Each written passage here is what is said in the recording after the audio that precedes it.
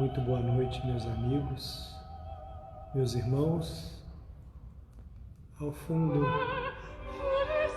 Flower Duets para nós. Boa noite, Jerusa Moraes. Boa noite, Verinha, minha irmã. Moda Show, que eu não sei quem é. Fica um abraço a você também. Meus irmãos, meus amigos. Júnior Maia, nosso maestro. Botar a música aqui para que você também escute conosco, enquanto fazemos a introdução. Meus amigos, sejam todos muito bem-vindos à nossa casa mãe, porque nós temos a nossa casa máter do Espiritismo Cristão, Federação Espírita Brasileira, temos a nossa federada, mas essa casa é a nossa mãe. É o nosso colo, é o nosso aconchego, é o nosso cadinho de amor, de paz, de luz e vibrações. E aqui para vocês matarem a saudade. Aqui o nosso Gecal, todo iluminado, com a nossa irmã Úrsula, com o nosso irmão Anastácio. Lá ao fundo, mas não dá para ver, nossa irmã Vânia, nossa irmã Adélia, que estão aqui para fazer o atendimento fraterno. Estendemos o convite a todos que desejam um diálogo, a conversar, a mitigar as suas dores, a buscar entendimento através do mais antigo antídoto para as nossas dificuldades, o diálogo. E sem mais delongas, ao fundo ouvindo Dueto de Flores, de Lelibes, com duas sopranos russas. Eu vou agradecer a Deus e a presença de todos. Dr. Wildson, Deise, Renato, Haroldo Lima, Fátima, Aparecida, Deise Cristina, sejam todos bem-vindos. E eu convido vocês a orarem conosco, para darmos início à nossa atividade de hoje. Deus de infinito amor e bondade, nós só temos agradecimento a fazer. Não temos lamentações, porque já compreendemos que nenhuma folha se cai sem que vós sabeis. Nada foge às designações das tuas leis, ao curso normal da sua lei de amor, justiça e caridade. Momentos propícios e fecundos para o aprendizado do amor, da caridade, da paciência. Por isso, lhe agradecemos hoje e sempre por essa doutrina que nos ilumina, nos fortalece e nos dá o lastro para suportarmos as dificuldades externas e as interiores. Sê conosco sempre, através dos nossos pensamentos, sentimentos e ações. Muito obrigado a todos, amigos encarnados e desencarnados, que neste momento somam-se a esta corrente de amor, de paz, de luz, de vibrações salutares, onde as vossas casas hoje, também nesse instante, são um pedacinho, uma luz, uma centelha ligada à nossa casa-mãe, o Gecal. Abraço a todos, convido agora o nosso irmão Anastácio para proferir a palestra introdutória da noite e, na sequência, a nossa irmã Úrsula fará a palestra de fundo da noite. Até breve. Boa noite, meus irmãos. Que a paz do nosso divino Mestre Jesus seja com cada um de vocês. Tenho muita saudade de todos vocês. Gostaria de abraçar cada um. Então eu quero que sintam-se abraçados. A preparação, a gente sempre utiliza uma mensagem do livro Pão Nosso para discorrer sobre ela. Mas no dia de hoje a gente tem uma particularidade, né? São duas, a de número 111 e de 112, porque Emmanuel usa o mesmo versículo para as duas. Então o irmão Narciso condensou, deixou só em uma. Do Evangelho de Lucas, capítulo 16, versículo 9. Também vos digo, granjeai amigos com as riquezas da injustiça. E o outro, a mesma coisa. Granjeai amigos com as riquezas da injustiça, para que quando estas faltarem, vos recebam eles nos tabernáculos eternos. Só complementa, né? Emmanuel coloca, eu não vou ler, são duas mensagens, nós só temos 10 minutos. Ele coloca, com relação a essas riquezas, ele discorre, mas a gente vai se ater mais. Essa passagem do Evangelho de Lucas, ele está nos falando da parábola do mordomo infiel. Esse versículo está inserido dentro dessa parábola. E essa parábola ela é assim, um tanto interessante, porque se a gente não parar para meditar realmente, a gente não vai entender. Emmanuel até coloca aqui, ó.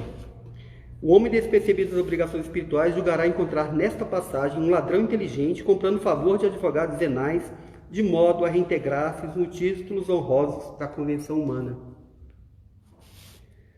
O que é a parábola do mordomo infiel? Um senhor contratou um administrador porque ele tinha muitas terras e ele arrendava essas terras.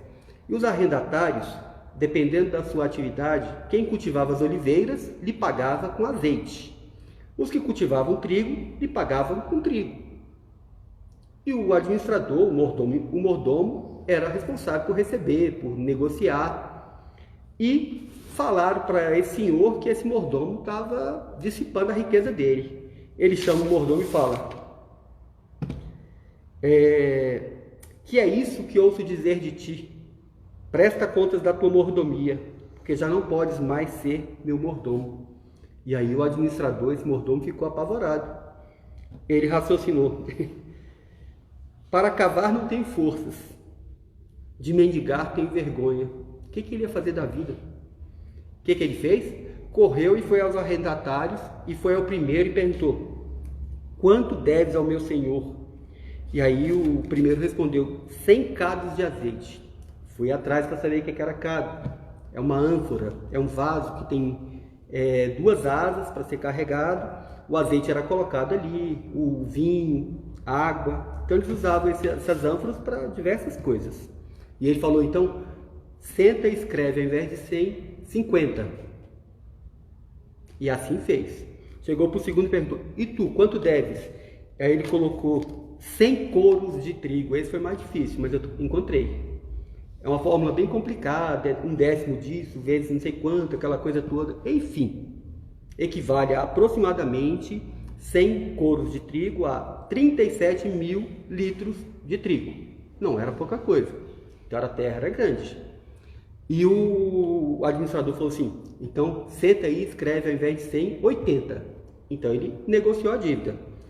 Se a gente for olhar, eu ia ficar chateado se fosse o dono da terra, se o camarada fizesse isso comigo. Mas o dono da terra gostou do que o mordomo fez. Falou: fizeste bem, negociaste e tal. E Jesus coloca que, deixa eu achar aqui, ele fala que granjai amigos com as riquezas da injustiça, e fala que, e louvou aquele senhor ao injusto mordomo por haver procedido com sagacidade, porque os filhos deste mundo são mais sagazes para a sua geração do que os filhos da luz. Os filhos da luz é como eram chamados os cristãos. Então, assim, quem está acostumado a negociar com o mundo tem mais facilidade. E o Senhor, o amo, o dono da terra, gostou. Jesus, ele gostava de contrariar, né? Ele gostava de subverter a ordem, aquela coisa toda. Os samaritanos eram tidos de má vida. Na parábola lá, quem foi que ajudou o homem caído na estrada? O samaritano. Ele foi cear na casa de um publicano, Zaqueu. Foi super criticado por isso. Mas o Zaqueu, Jesus sabe que nós somos diamantes brutos ainda por ser lapidado. E ele sabia que naquele diamante bruto, Zaqueu, hoje nós teríamos o apóstolo da caridade, Bezerra de Menezes. Bezerra de Menezes é a reencarnação de Zaqueu. Aquele publicano lá que Jesus foi, que era pequenininho, que não conseguia ver Jesus, que subiu no sicômoro para ver Jesus, era Bezerra. Então Jesus sabe disso. Então ele coloca desta forma a parábola do mordomo infiel, nada mais ele quer dizer da fidelidade, da lealdade. Ele queria, porque o amo achava que o mordomo era infiel. E na verdade, quando você vai analisar a parábola, ele não era, ele não estava dissipando os bens do amo. Ele estava negociando, é uma forma que os arrendatários tinham de pagar, de não dar o calote, aquela coisa toda, ele negociava. E o amo entendeu isso. Então, na verdade, ele não era infiel. E quando Jesus fala para a gente que granjeai amigos com as riquezas da injustiça, as riquezas da injustiça nada mais são do que os bens materiais. A caridade moral é a mais meritória, mas a material é importante. E a gente vê isso no momento que a gente vive hoje, de fome, de incerteza, aquela coisa toda. Quando chega uma cesta básica na casa de quem não tem nada, é felicidade. E a gente está fazendo o quê? Granjeando amigos com as riquezas da injustiça. As riquezas da injustiça são os bens materiais. Então, Jesus pede para que a gente se utilize isso aqui, porque aqui nada do que a gente tem na terra, na verdade, nós não temos. Só nos é emprestado. Só é nosso aquilo que a gente consegue carregar. O bem que a gente pratica, o conhecimento, isso é nosso. Isso é um tesouro que a gente vai levar para onde nós formos. Mas casa, carro, terra, nada disso é nosso. Quando nós fecharmos os olhos para o mundo, vamos deixar tudo aqui. Os ladrões vão roubar, a traça vai corroer, a ferrugem vai roer, vai consumir. Isso não é nosso. Então Jesus nos pede isso. E, lembrando ainda uma vez o apóstolo Paulo, ele foi de uma lealdade, de uma fidelidade ao Cristo desde o primeiro minuto. Quando ele perseguia Simeão em Damasco, que Jesus lhe aparece, ele não parou para se justificar, ele não parou para dizer, poxa Senhor, foi mal, eu não sabia, eu estava perseguindo, eu mandei matar cristão, mas eu não sabia, de forma nenhuma. Ele tinha uma grandeza moral tão grande que ele vira e fala, Senhor, o que queres que eu faça? Eu ia ficar uma semana falando, e ele não perdeu tempo. E ele tem uma frase que ele diz o seguinte, nada me separará do amor do Cristo, tamanha sua lealdade. Para encerrar, vou ler só um trechinho aqui de uma mensagem maravilhosa. Ninguém renasce no mundo físico para sofrer senão para reeducar-se, para recuperar-se dos delitos infelizes, para crescer em direção a Deus. Joana de Ângeles. Que o Mestre possa nos amparar e nos guiar. Muito obrigado, meus irmãos.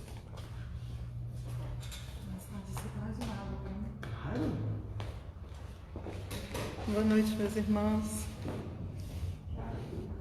Depois dessa excelente introdução, não é? Vamos continuar a nossa reflexão, desta vez nos orientando em torno das questões 920 a 923 do capítulo 1, Penas e Gozos Terrenos, que vai falar justamente da felicidade e infelicidade relativas. Para os que só vão relembrar e para aqueles que ainda não chegaram nesse ponto do estudo de O Livro dos Espíritos, nós vamos fazer a leitura de algumas questões. Obrigada, Anastácia. A questão 920 começa dizendo o seguinte: a pergunta de Kardec é: o homem pode gozar de completa felicidade na Terra? E os espíritos nos respondem: não, porque a vida lhe foi dada como prova e expiação, a vida na Terra. Mas depende dele, do homem, amenizar os seus males e ser tão feliz quanto possa na Terra. Na 921, ele continua perguntando: concebe-se que o homem será feliz na Terra quando a humanidade estiver transformada. Mas enquanto isso não acontece, poderá conseguir uma felicidade relativa? Respondem os espíritos: o homem é quase sempre o artífice da sua própria infelicidade. Nós fazemos essa infelicidade. Praticando a lei de Deus, ele, o homem, pode poupar-se de muitos males e alcançar felicidade tão grande quanto o comporte a sua existência grosseira. Então, isso também nós já vimos várias vezes, né? Grande parte de nós. Na questão 922, Kardec continua e pergunta assim: a felicidade terrestre é relativa à posição de cada um.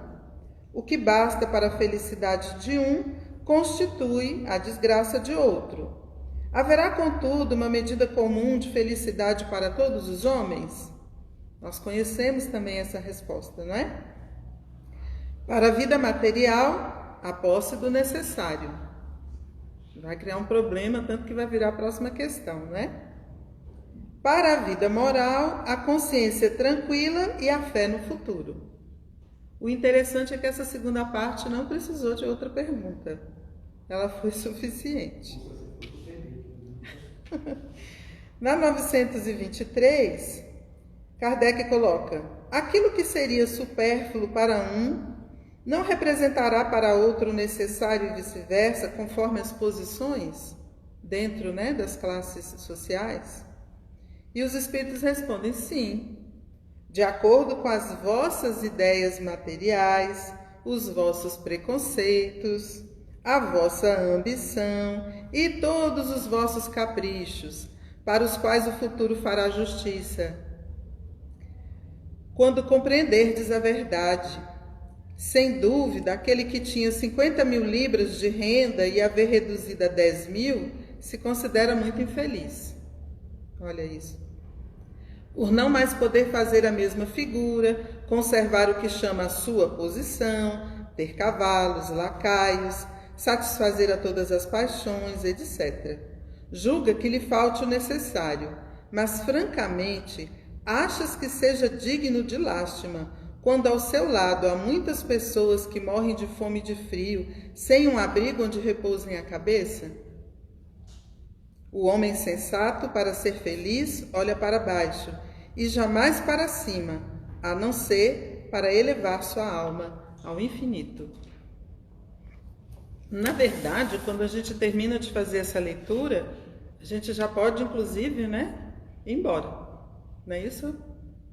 A gente já pode juntar as nossas coisinhas e já tem reflexão para um ano. O Alberto não me autorizou a ir embora, gente. Eu vou ter que terminar essa reflexão. E aí, a gente fica assim, realmente, eles disseram absolutamente tudo. Mas é importante que nós consideremos o fato de que precisamos reorganizar as nossas posições de reflexão em torno do que realmente seja essa felicidade que nos é possível, que nós já podemos usufruir enquanto estamos na caminhada. Porque Deus é soberanamente justo, mas Ele é soberanamente bom. Aliás, a sua justiça está na sua bondade. Eu conversava com o grupo de pais numa reflexão que nós fazíamos, né? No sábado passado, no sábado retrasado, e falava com eles que Filomeno de Miranda, em Grilhões Partidos, diante de uma reclamação de um irmão, ele estava em tratamento, né, no plano espiritual, e ele reclamava da justiça porque Deus tinha concedido àquele que ele considerava um inimigo uma moratória, né? Ele estava ali tentando e conseguindo, inclusive, fazer uma reversão das suas disposições ruins, e nessa caminhada ele tinha então recebido alguns benefícios que o outro considerava uma injustiça e reclamava com Bezerra de Menezes, né? Deus é justo? E Bezerra dizia assim, sim, inclusive o nome da justiça divina é misericórdia. E isso é fantástico, né? Ainda bem para todos nós, ainda bem para todos nós. E como, obviamente, eu me encontro na mesma situação de todos nós, né? De tentar buscar realmente o que eu considero como felicidade para mim e para aqueles que eu amo, aqueles, né, que são os meus amigos, a minha família, eu não tinha como fazer isso sozinha. E fui pedir ajuda de 4 pessoas muito legais, que eu acho que são seus amigos também. Então, convidei para a nossa conversa Joana de Ângeles, Emmanuel, Casimiro Cunha. Casimiro Cunha é bom que ele resume as coisas, né? E Neio Lúcio, numa conversa boa que ele teve com Jesus, que muitos de nós conhecemos, né? Só para relembrar. Joana de Ângeles e Divaldo Franco, no capítulo 16 do livro Momentos Enriquecedores, tem uma mensagem chamada de Felicidade Possível. Vamos começar por aí, né? Porque nós vamos falar da relativa, porque aquela grandiosa, maior, nós na verdade nem fazemos ideia, porque nós ainda consideramos como felicidade as coisas que nós temos, né? E o fato de que, justamente como eu acabei de dizer, a nossa família, os nossos amigos estejam bem, o que já é muito, mas a felicidade verdadeira ela está em outro patamar que nós ainda estamos tentando compreender, não é? E aí ela nos coloca o seguinte: felicidade é conquista íntima. Todos os que se encontram na terra, nascidos em berços de ouro ou de palha, homenageados ou desprezados, belos ou feios, experimentam de uma ou de outra forma vicissitudes, decepções, doenças e desconforto. Né? Isso é o fato. Aí uma amiga minha disse assim, felicidade não traz, dinheiro não traz felicidade, mas ela me ajuda a comprar uma passagem para Paris e eu prefiro ser infeliz em Paris do que ser infeliz no Brasil. Eu falei assim, mas continuo infeliz. Aí ela falou assim, isso é uma verdade, mas isso eu vejo depois. Não tem jeito, porque a infelicidade não dá para ver depois, ela está ali presente, né? E onde nós vamos, seja em Paris, seja na Suíça, seja ali no Denox ou no Lago Sul. Hoje pela manhã eu contava para minha mãe que eu tive um amigo que era uma pessoa de rua, mas ele era uma pessoa de rua que tinha uma casa no Lago Sul de 4 andares e na garagem dele tinha 6 carros. Ele era casado, tinha 2 filhas, a mulher dele vivia viajando, as filhas estudavam fora do país e ele não conseguia se relacionar bem com a família. Então ele fazia um curso superior atrás do outro e nós, o meu grupo e eu, encontramos com essa pessoa fazendo ainda o curso de letras lá no CEUB e ele também estava fazendo esse curso. E aí eu achava aquilo tudo muito estranho e perguntei por que ele fazia mais um curso. E aí ele disse assim, porque aí eu não tenho que voltar para casa. Ele trabalhava no alto escalão do governo, mas ele não tinha como ir para casa. E aí eu falei assim, mãe, ele era uma pessoa de rua, ele só não passava fome, não passava frio. Aliás, não passava fome e frio físicos, né? Porque fome e frio espiritual... E tanto que ele estava ali em busca o conhecimento era um lenitivo para ele, né? Mas porque aí ele tinha grupos de amigos, estava sempre com jovens. É uma pessoa pela qual eu tenho muita consideração, porque eu me sentia muito feliz, apesar de todas as dificuldades. Eu estava num momento de muita felicidade, porque não tinha sido fácil.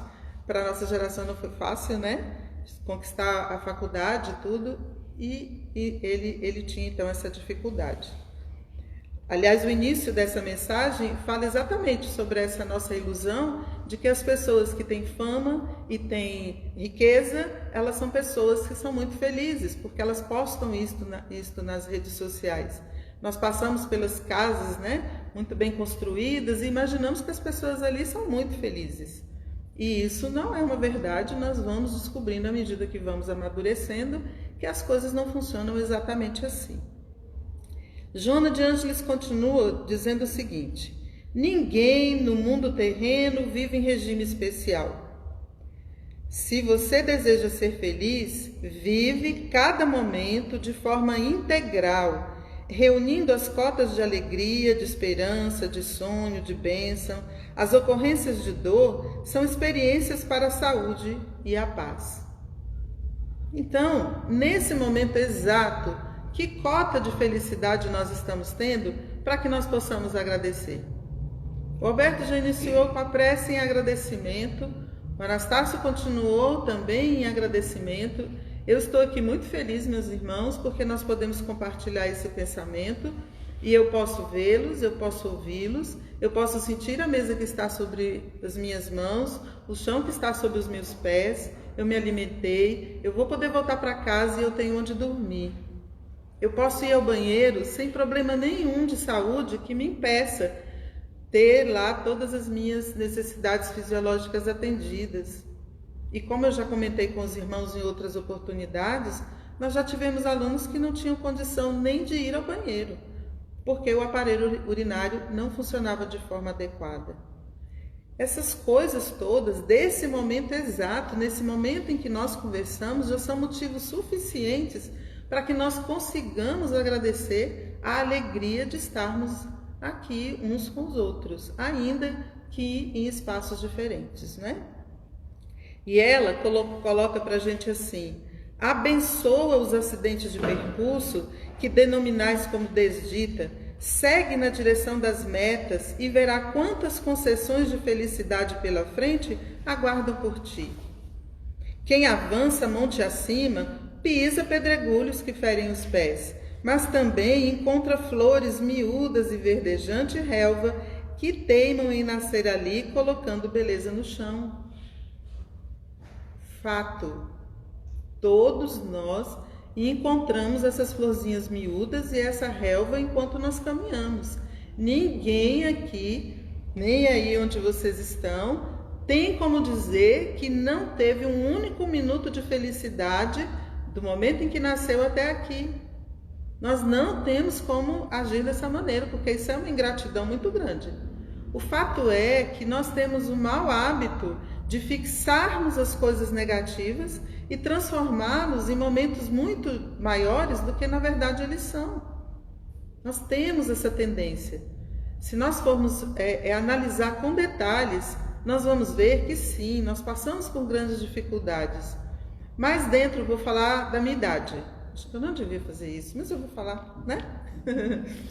Dentro dos meus mais de 50 anos, eu tenho, se for de forma significativa a nossa classificação, 4 grandes momentos de perdas que foram muito importantes para mim. Mas uma delas, uma perda, aliás, eu considero a mais importante até agora. Quando eu perdi meu pai, eu encontrei o GECAL, pelas mãos do meu amigo e meu irmão, meu amado Anastácio, ali sentado. Foi naquele momento de grande perda que, como diz o Alberto, eu voltei para casa, né? Porque deve ser desse centro que a gente foi encaminhado para a reencarnação, porque ele existe há muito tempo, né? A construção dele vai fazer 50 anos, mas obviamente ele tem muito mais tempo que isso. E aí, como que eu vou reclamar? Porque justamente no momento mais complicado dos que eu considero de perda maior que eu tive, foi quando eu entrei mesmo em desespero, a consolação só foi o GECAL, uma coisa assim básica, tranquila, né? Uma coisinha pequenininha.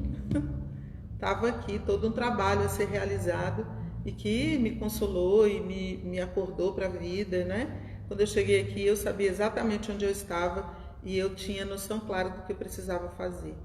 Então, eu não tenho do que reclamar e eu sei que os irmãos também têm muitos consolos na própria vida e vão passar a analisar isso a partir de agora.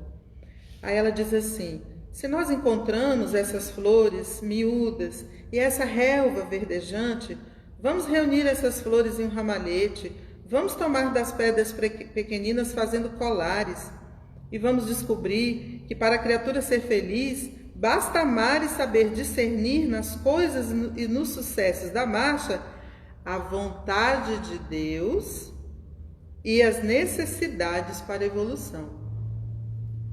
Vamos resumir o texto de Joana de Ângeles? A felicidade possível está em descobrir a vontade de Deus e quais são as nossas necessidades reais para a evolução. Para a evolução. Não para a gente mostrar para o vizinho que tem um carro novo. Não é isso. São as nossas necessidades para o nosso crescimento. E aí, cabe a cada um. Porque ela coloca, felicidade é conquista íntima. Né? Note que a felicidade do mordomo era auxiliar a tanto o senhor da terra quanto aqueles que produziam e tinham as suas dificuldades. É bem assim que Jesus faz conosco, né? A gente deve 100, ele vem aqui, conversa no nosso pé de ouvido, a gente paga 50, paga 40, ainda reclama, né? Que a gente gosta de reclamar, nós temos o hábito de reclamar. Muito bem. Aí, Emmanuel e Chico Xavier, no livro Inspiração, a mensagem chama-se Buscando a Felicidade. Vão concordar com Joana de Ângeles e vão nos dizer assim: tudo na existência está subordinado a princípios que não podemos desrespeitar, sem dano para nós mesmos. E por esse motivo, a felicidade pura e simples é aquela que sabe retirar da vida os seus dons preciosos sem qualquer insulto ao direito ou à necessidade dos semelhantes. Tanto os dons materiais quanto os dons espirituais. Nós vamos tirar o melhor para nós temos todo o direito, mas sem fazer com que o semelhante passe uma necessidade. Nós temos que estar ali, percebendo isso, porque como bem colocou Anastácio, o dinheiro não é nosso, nós também somos mordomos e nós temos que administrar todo esse tesouro material e os dons do Espírito também. Nós precisamos dividir tudo isso com nossos irmãos. Emmanuel continua: assim, pois, tudo aquilo que amontoamos no mundo em torno de nós, a pretexto de desfrutar privilégios e favores com prejuízo dos outros, sempre que isso for prejuízo para os outros, redunda sempre em perigosa ilusão a envenenar-nos o espírito. É a ilusão. Acumulamos ilusão. Se nós acumulamos em benefício de nós, porque nós estamos ali utilizando aquele bem para o nosso progresso individual, para o progresso individual das pessoas em volta que podemos alcançar, está tudo no lugar, está tudo certo. Não tem problema nenhum nós sermos milionários. São muitos os milionários que, ao contrário do que nós imaginamos, que eles são cheios de egoísmo, porque nós temos um preconceito, não é? Contra a questão da riqueza. Mas depende do tipo do rico que não vai entrar no reino dos céus.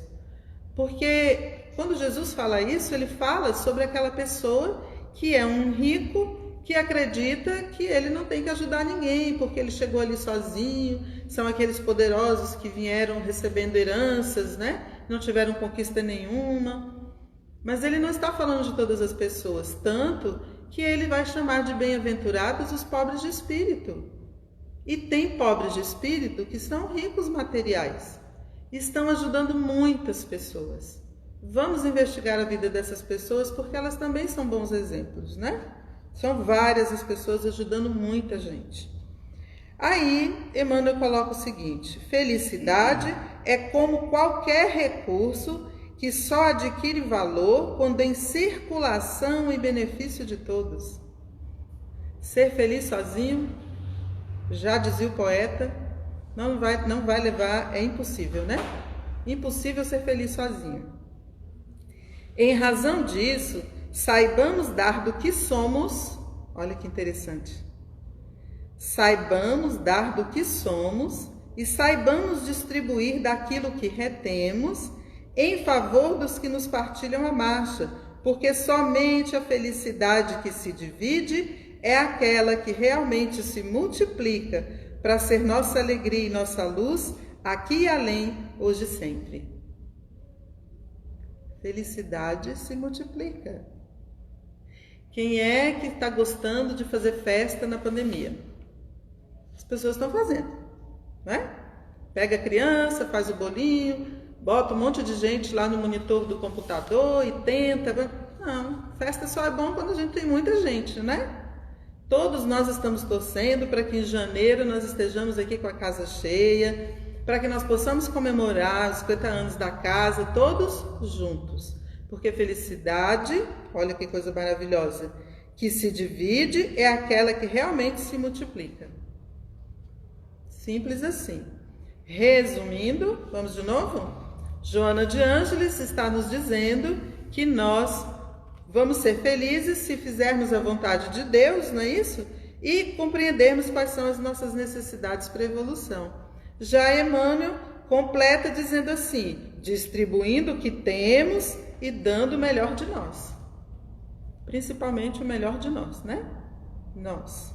Nossos ouvidos, a nossa fala, isso é o melhor de nós. E aí a gente chama Casimiro Cunha para a nossa conversa, né? Aí Casimiro diz assim, na mensagem Felicidade, Parnaso de Alentum. Essa é de presente ali para o meu irmãozinho Alberto, né? Nosso poeta. Então ele diz assim, se você busca ajustar-se aos estatutos do bem, na condição em que esteja, somando os recursos que tem, se aceita sinceramente a bênção de Deus na fé, se usa a própria cabeça mantendo o corpo de pé, se guarda a noção de rumo, de tempo, clima e lugar, se consegue defender-se, ver, ouvir e conversar, se pode estudar e ler, anotar e fazer conta, apresentar-se, vestir-se e sabe como se apronta. Se tem o pão necessário, se tem alguma saúde, asseio, um leito, a bênção de um teto e o trabalho de permeio, se mostra existência útil, se respeita o seu vizinho, se pode amparar alguém nos empeços do caminho, então pare de queixa. Eu vou repetir, tá? Então, não pare na queixa, é o que ele coloca. Trabalhe, melhore e avance. Conserve a felicidade que já está ao seu alcance. Agora eu já posso ir embora? Porque o Casimiro disse tudo. Não deixou ainda. Vou ficar. Tá quase. Mais uma lição para nós. Vou repetir o que eu tinha falado ainda há pouco. Para que a queixa? Vamos ser sinceros. Se os irmãos aqui me disserem que quando nós passarmos a queixar bastante, a reclamar bastante dessa pandemia, de usar máscara, de ficar isolado, de aguentar o povo que defende a cloroquina, o povo que não defende, as pessoas que ficam aí brigando no WhatsApp, essa coisa toda, se vocês me disserem que se a gente reclamar bastante, ficar aqui queixando a noite inteira, vai resolver o nosso problema e melhorar a situação toda, né? Dos 100 mil que já partiram nessa estrada toda que nós estamos vivendo nesses últimos meses, nós vamos passar a nos queixar. Eu desisto dos meus textos sobre a felicidade e a gente fica aqui só se queixando. Porque eu não consigo entender até onde a gente tem lucro na queixa. Não sei, meus irmãos, por que a gente perde, gasta o nosso precioso tempo, esse tesouro maravilhoso que a divindade nos dá, e em lugar de orar, em lugar de bem dizer, em lugar de ter fé e agradecer, nós nos queixamos. Gastamos o nosso tempo criticando as pessoas. E eu não consigo entender por que a gente faz isso. Porque não nos leva a absolutamente lugar nenhum. Nenhum, meus irmãos. Vamos reler o último? Vou reler, tá? Para todo mundo gravar. Chama Felicidade. Casimiro Cunha. Não pare na queixa. Trabalhe, melhore, avance. Conserve a felicidade que já está ao seu alcance. Vou até falar para a Simone fazer um cartaz e botar no Instagram, né? A gente ficar lembrando ali o tempo todo. Muito bem. E por fim, já caminhando aqui, né, para as nossas reflexões que vão ser as finais, nosso convidado agora é Néio Lúcio, Chico Xavier, voltou, né, mais uma vez. O livro é Jesus no Lar e os irmãos conhecem a mensagem. A receita da felicidade. Nosso irmãozinho, Tadeu, no lugar de Tadeu, os irmãos ouçam aí humanidade, tá? Tá bom? Tadeu era um dos comentaristas mais inflamados no culto da Boa Nova em casa de Pedro e entusiasmou-se na reunião, relacionando os imperativos da felicidade humana e clamando contra os dominadores de Roma e contra os rabinos do Sinédrio.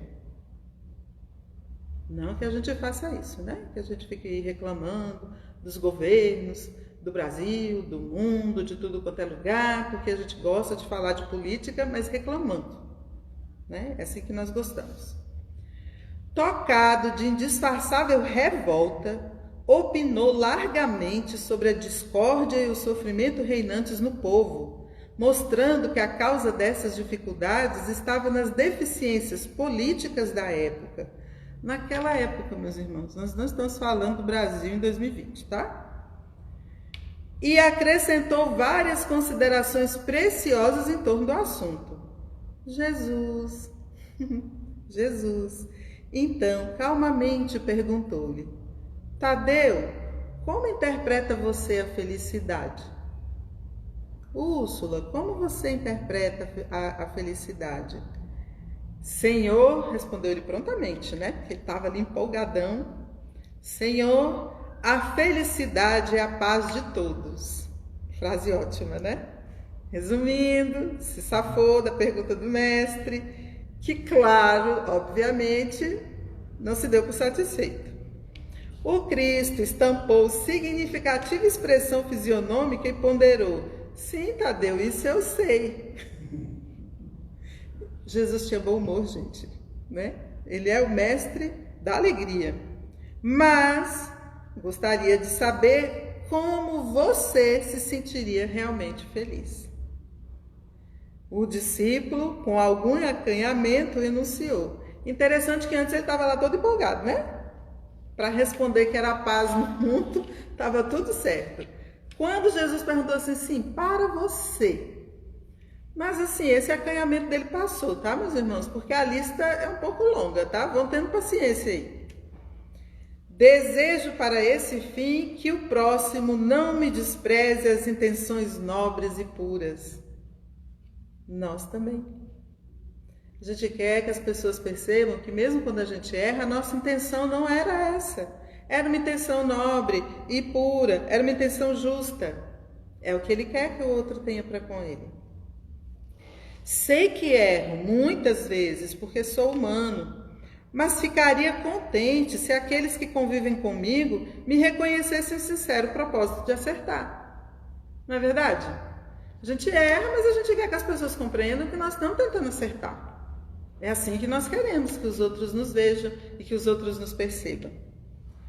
Respiraria abençoado júbilo se pudesse confiar em meus semelhantes, deles recebendo a justa consideração de que me sinta credor em face da elevação do meu ideal. Eu tenho um ideal de justiça, eu tenho um ideal de amor. Por que as pessoas não percebem isso, não é? Porque elas me criticam quando eu estou tentando fazer algo que é para o bem de todos. Às vezes não é para o bem de todos, às vezes é para o meu próprio bem, mas eu não percebo, por isso que eu quero que os outros compreendam. Continuo. Suspiro pelo respeito de todos, para que eu possa trabalhar sem impedimentos. Então ficaria feliz se a maledicência me esquecesse, pois a indiferença e a calúnia dói-me no coração. Por que as pessoas fazem maledicência? Não é? Não é difícil de entender? Tanta coisa boa, né? Tantas palavras maravilhosas dentro do dicionário da língua portuguesa. tantas coisas que a gente pode recorrer, mas não, a gente cisma de falar dos outros, não é? Estão lá várias pessoas se doando o seu tempo dentro dessa pandemia para fazer diversos tipos de palestras. Tem inclusive aquela senhorinha lá do interior de uma cidade que a gente sabe nem o nome, que ela topou ensinar a gente a fazer biscoito de araruta. Eu não sabia nem o que era araruta. Não sabia que era araruta, gente. Porque é um tubérculo, irmãozinho lá da mandioca, que é muito conhecido no interior, altamente nutritivo, mas o povo parou de plantar. Não é? E a gente vai conhecendo as coisas. Ela levou lá uns 15, 20 minutos, eu corri, fui mostrar para minha mãe, mas ela sabe o que é araruta? Claro, menina, não sabe o que é não, né? As pessoas mais velhas conhecem. E aí você nota que as pessoas foram lá e apertaram aquela bendita mãozinha para baixo, e eu fico tentando imaginar por que a pessoa fez aquilo. Você vai lá nos comentários, a pessoa gasta o verbo para falar mal da outra, que diz que a câmera não estava bem posicionada. Olha, meus irmãos, nosso irmãozinho Haroldo Dutra estava dizendo, e essa estava ao vivo, e nem foi uma coisa muito longa, foi só umas explicações que ele estava dando. Desde antes da pandemia, ele já estava envolvido nessa questão da mídia, porque o povo estava gravando os programas dele e colocando nos próprios canais. E aí foi até o Rossandro que virou para ele e falou assim, meu irmão, faz o seu canal, ele contava, né? Porque aí você junta tudo e você controla e tal.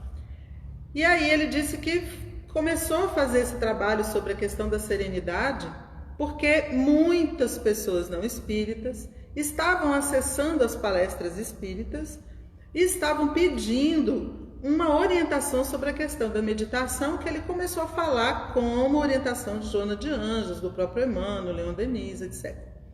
E aí ele fez então esse canal específico. Vários espíritas começaram a criticá-lo, dizendo que ele estava abandonando o espiritismo para ganhar dinheiro com o site de Serenidade. E o site da Serenidade, ele é voltado, todos os recursos para as obras de Raul Teixeira.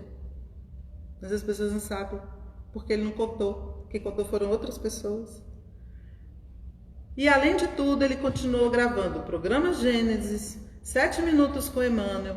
Depois ele passou para o Levítico, está fazendo um estudo lá sobre o olhar espírita do Antigo Testamento.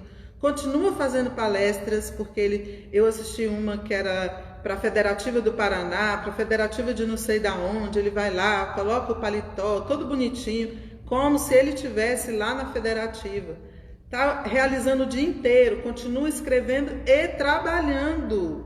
Ele está trabalhando em casa, mas ele continua trabalhando. Espíritas estão criticando o trabalho do irmão, porque diz que ele está vaidoso, que ele está famoso, que não sei o quê, não sei o quê, não sei o quê, não sei o quê. A mesma coisa falaram do Rossandro, porque disseram que agora ele fica cuidando do povo da Globo, que ele está muito vaidoso. Ele se diz vaidoso e ele diz que ele usa a vaidade dele para tentar fazer com que isso gere outro movimento diferente do que ele deve ter realizado na encarnação passada. E está lá procurando fazer o melhor que ele pode dentro das dificuldades que ele tem. Mas as pessoas que estão lá falando mal dele estão fazendo o quê? Porque podiam estar lendo umas mensagens também no YouTube. Podiam. Qualquer um de nós pode abrir um canal no YouTube e fazer leituras para que outras pessoas vejam. Não tem problema nenhum. Assim aconteceu com o padre Fábio de Mello, eu estava comentando com os meninos no início. Assim aconteceu com uma filósofa chamada Lúcia Galvão, está fazendo um trabalho aí de filosofia. Aconteceu com a monja Cláudia Coy. As pessoas vão lá assistir aquele trabalho para falar mal do trabalho. Perdem tempo falando mal do trabalho das pessoas, em vez delas irem realizar o trabalho no bem. Então, cuidado, meus irmãos, quando estiver assistindo, não está gostando? Muda de canal. Vai ver a receita de araruta lá da vovozinha, que ele é ótimo, o bolo é bonito, bom, gostoso. Fica assistindo a coisa para você falar mal depois, não, que isso não tem nada de caridade, tá bom? Aí, Tadeu, Úrsula, humanidade, né? Diz assim: creio que o sarcasmo e a suspeita foram organizados pelos espíritos das trevas para tormento das criaturas. Nós, né? Os espíritos das trevas somos nós. A impiedade é um fel quando dirigida contra mim. A maldade é um fantasma de dor quando se põe ao meu encontro. Em razão de tudo isso, eu ia me sentir venturoso se os meus parentes, afeiçoados e conterrâneos me buscassem, não pelo que aparento ser nas imperfeições do corpo, mas pelo conteúdo de boa vontade que presumo conservar em minha alma. Acima de tudo, Senhor, estaria sumamente satisfeito se quantos peregrinam comigo me concedessem o direito de experimentar livremente o meu gênero de felicidade pessoal. Eu gostaria que os outros entendessem o caminho que eu escolhi para ser feliz sem me criticar. Porque a gente adora criticar o jeito que o outro escolheu, né? O caminho dele. Que a gente considera que o nosso ponto de vista é o melhor. Desde que sinta aprovado pelo Código do Bem no campo da minha consciência, sem ironias e críticas descabidas. Resumindo, mestre, eu queria ser compreendido, respeitado e estimado por todos, embora não seja ainda o modelo de perfeição que o céu espera de mim. Calou-se o apóstolo e ficou curioso sobre a opinião que o Cristo daria. Todos nós, né? Alguns dos companheiros esperavam que o amigo celeste usasse o verbo em comprida dissertação, como a Úrsula agora, né? Esse tempo todo falando. Mas o mestre fixou os olhos muito límpidos no discípulo e falou com franqueza e doçura. O que todos os irmãos já sabem, né? Mas eu vou ler para a gente fixar, tá bom? Tadeu, Úrsula, se você procura então a alegria e a felicidade do mundo inteiro, proceda para com os outros como você deseja que os outros procedam para com você. Receita do mestre, simples e objetiva, e que resume aquilo que os nossos outros irmãos disseram nas suas colocações, nas suas mensagens, né? Então, só para que a gente possa resumir, vamos de novo? Olha lá, Joana de Anjos, capítulo 16, felicidade possível. A felicidade é conquista íntima. Conquista, a gente tem que conquistar. Não vem do céu, não, tá? Essa história de que cai do céu, não cai. Isso a gente já acreditou nas encarnações passadas, acabou, tá bom? Conquista íntima, que vai depender de fazermos a vontade de Deus e de compreendermos quais são as nossas necessidades para a nossa evolução. Muito bem. Já Emmanuel diz que nós devemos distribuir o que temos e o que somos. Você só consegue conversar com o seu filho? Converse com ele. Não tem como, você acha que você não dá conta de vir fazer a palestra? Converse com seu filho, com seu sobrinho.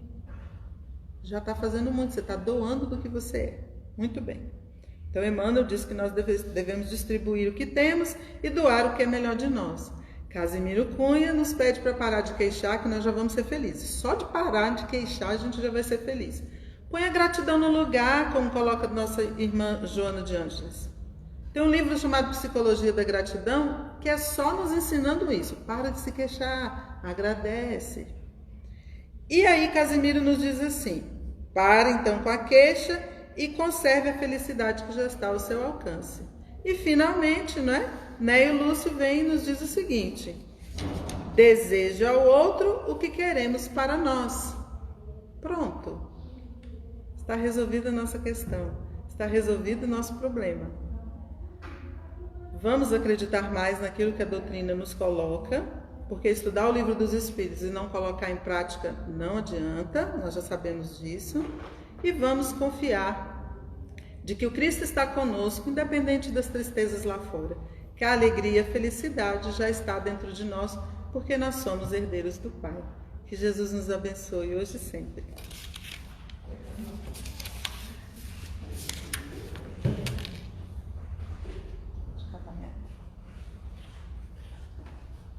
Como eu disse, só tenho a agradecer.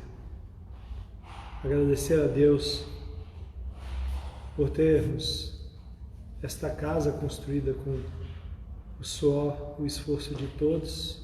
Não estou falando apenas da casa material, mas principalmente da obra espiritual, que é o ambiente que nós construímos com as nossas emanações, com os nossos desejos de aprendermos cada vez mais, para podermos ilustrar o pensamento, para que ele possa, ilustrado, descer ao átrio do coração e transformar a nossa existência. A nossa boca é o vertedouro, o ladrão da água retida em nosso coração. Nós vamos derramar aquilo que nós retemos. Se retemos amor, espalhamos palavras de amor. Se temos gratidão, vertemos a gratidão por tudo que recebemos. Por isso é importante, como discorreu muito bem, irmãos, buscarmos a felicidade possível, porque é possível sermos felizes dentro das possibilidades de felicidade que dispomos ao nosso alcance.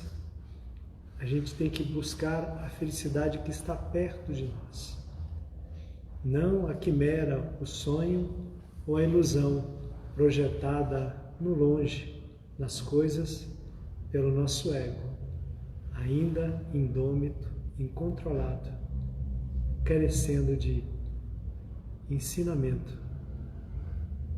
Porque se nós não educarmos, a vida nos educará, a dor nos educará, as dificuldades nos educarão. E aí nós conheceremos a felicidade pelo lado avesso, através da dor. Um dia conheceremos a aventura da felicidade que estava ao nosso alcance e nós simplesmente não estendemos as mãos para buscar. Fica a reflexão maravilhosa da irmã Úrsula, não a minha. Desculpe falar, mas é porque estar aqui dentro nos banha de uma emoção tão grande, de uma alegria tão grande. E eu espero daqui essa pequena felicidade ser compartilhada com os irmãos. Não apenas ver os seus nomes aqui, porque aqueles que eu conheço, fora os pseudônimos que ainda não conhecemos, dos 300 amigos que acompanham esta casa.